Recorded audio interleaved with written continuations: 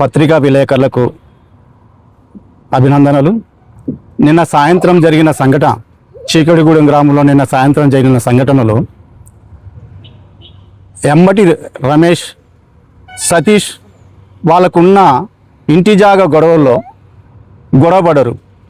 గొడవపడి పెద్ద మనిషిని అకారణంగా కొట్టిండు సతీష్ అనే వ్యక్తి.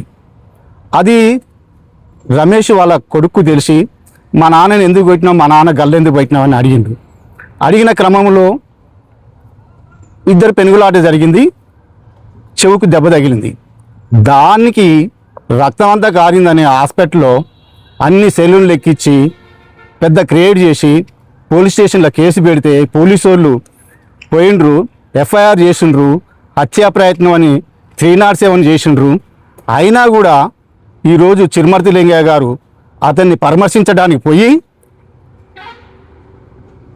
మా ఎలాంటి సంబంధం లేని మా ఎమ్మెల్యే గారిని అకారణంగా దానిలో తీసుకొచ్చి, సతీష్ అనే వ్యక్తి మొన్న జరిగిన గ్రామ పంచాయతీ ఎలక్షన్లో వార్డు మెంబర్గా చేస్తే బెదిరించిందట.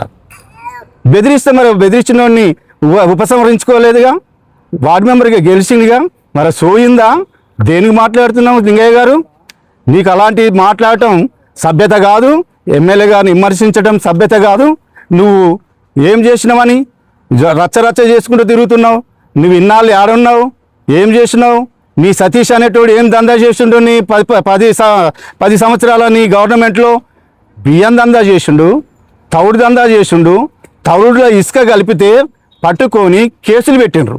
ఇవాళ నీ గవర్నమెంట్లోనా, నువ్వు గవర్నమెంట్ ఉన్నప్పుడే నీ ఆములోనే కేసులు జరిగినాయి. మరి అవన్నీ నీ కళ్ళు కనపడతలేవా? ఇవాళ నీ అమ్మటి ఇవాళ ప్రెస్ మీట్లో పాల్గొన్న వాళ్ళంతా ఆంధ్ర నుంచి వడ్లు తీసుకొచ్చి ఇక్కడ అమ్ముతుండ్రు.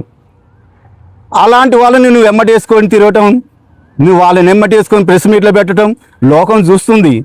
ఇలా ఆకాశం మీద కూస్తే మన మీద పడుతుందని గ్రహించుకోవాలి. వీరేశం గారిని అంటే నీ మీద పడుతుందని నువ్వు గ్రహించుకోవట్లేవు. నువ్వేమైనా నీకు ఏం తోయట్లేదు, ఒక పిచ్చోడి అయ్యి ఈ మా నియోజకవర్గంలో పిచ్చిగా తిరుగుతున్నావు, పిచ్చిగా మాట్లాడుతున్నావు. నీకేమైనా ఉంటే, ఈ జనాలకు ఏమైనా మంచి చేయాలనుకుంటే ఒక విద్యా సంస్థలు పెట్టు, ఉచిత విద్యను అందించు. నీకు అది చేత కాదు. నువ్వు పెళ్ళిళ్ళు చెయ్యి, పేదవాళ్లకు దాన ధర్మాలు చెయ్యి, మంచి చెయ్యి. కానీ ఊకనే వీరేశం ఎటుపోతే అటే ఆయన ఎమ్మటే తిరుగుకుంటూ ఇవన్నీ అకారణంగా ఆయన మీద చల్లటం ధర్మం కాదు. ఆయన మాకందరికీ చెప్పిండు, ఆయన ఏం మాట్లాడినా నేను మాట్లాడను, మీరే మాట్లాడిరి అని మాకందరికీ చెప్పిండు. అంత సభ్యత కలిగిన వీరేశం గారు, నీకు సభ్యత ఉందా? సభ్యత లేదు. మన చెరుకుపల్లి కాడ జరిగిన ఇష్యూలో ఎవరు? నీ వాళ్ళే గతంలో నీ ప్రభుత్వం ఉన్నప్పుడే మట్టి దందా చేసిండ్రు. ఇవాళ ఏ పర్మిషన్ తీసుకొని ఇవాళ వాళ్ళు ఏదో రైతులు తోలుకుంటుంటే ఆడ అట్నే చేస్తేవి. నీ అమ్మటి ఉండే నిత్యం ఉండే నీ అనుచరుడే చెరువులు ఆక్రమించుకుంటారు. అది తీయి, అది బయటికి తీయి. చెరువు ఆక్రమణ ఇవాళ ధాన్యం కొనుగోలు అంటుండ్రు. ధాన్యం కొనుగోలు ఈ రాష్ట్రంలో మన ఎమ్మెల్యే గారు అందరికన్నా ముందల రైతుల బాగోగులు తెలిసిన వాడు కాబట్టి అందరికన్నా ముందల ఈ కేంద్రాలను ప్రారంభం చేసి ముందు మనం అందరం ఎత్తాలని నిత్యం గంట అధికారులతోటి సమీక్షలు చేసుకుంటూ, రోజు సమీక్షలు చేసుకుంటూ, లారీ వాళ్ళతోటి అధికారులతోటి సమీక్షలు చేసుకుంటూ ధాన్యాన్ని కొనుగోలు చేస్తున్నాం, ఎత్తిపిస్తున్నాం మేము. దాన్ని కూడా నువ్వు ఇవాళ అత్యధికమైన ధాన్యం వచ్చింది ఈ రాష్ట్రంలో. ఆ ధాన్యాన్ని ఎత్తే క్రమంలో ఇవన్నీ అబండాలు చేస్తున్నావు. మరి నీ అనుచరులే ఉన్నారు రైతు మిల్లర్స్, వాళ్ళ కాడిపోయి ఎత్తిపోయి ఆ రైస్ మిల్లర్తో మాట్లాడి లారీలు తెప్పించి ఎత్తిపోయి ఎందుకు చేస్తలేవు? మాటలు అనటం ఒక్కటే కాదు, చేతల్లో నువ్వు చేసుకోవాలి. చేతల్లో నువ్వు చేయవు, మాటలు అనడానికి పెద్ద కొడుకు. నీ మాటలు బంద్ చేయి. ఏమన్నా నువ్వు చేయాలనుకుంటే, రైతులకు న్యాయం చేయాలనుకుంటే నీ అనుచరులు ఉన్నారుగా రైస్ మిల్లర్స్, వాళ్ళతో మాట్లాడు, లారీలతో మాట్లాడు, ఈ ధాన్యాన్ని ఎత్తు. అది చేత కాకుండా ఊరికని మసిబూసి మా నాయకుని మీద వేయటం నీకు ఎలాంటి సభ్యత కాదు, నీ సంస్కారం కాదు. ఇవాళ నువ్వు ఆనాడు మా వీరేశం గారు కొట్టిన గోదాముని నువ్వు తగలబెట్టించినావు. ఇవాళకి అట్నే ఉన్నది. నువ్వు తగలబెట్టించిన గోదాములు అట్నే ఉన్నాయి. అలాంటి మూర్ఖ పనులు చేసినోడివి నువ్వు.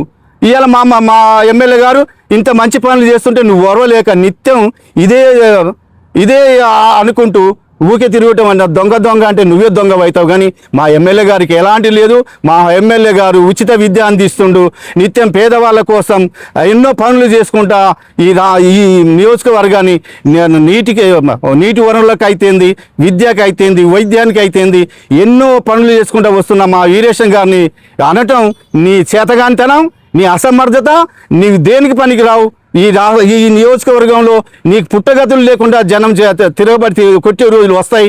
రేపటి నుంచి ఆడోళ్ళు కూడా బయటకు వచ్చి నీవు చేసే ఈ అరాచకాలు, అరే బిడ్డ నువ్వు బయటకు వచ్చి మంచి పనులు చేయగాని ఊరికి ఆయన అమ్మడి పడి ఎందుకు అంటున్నావు రాని మీ అందరితోటి ఆడోళ్ళతోటి మిమ్మల్ని గెలిమియకుంటే మేము కాదు.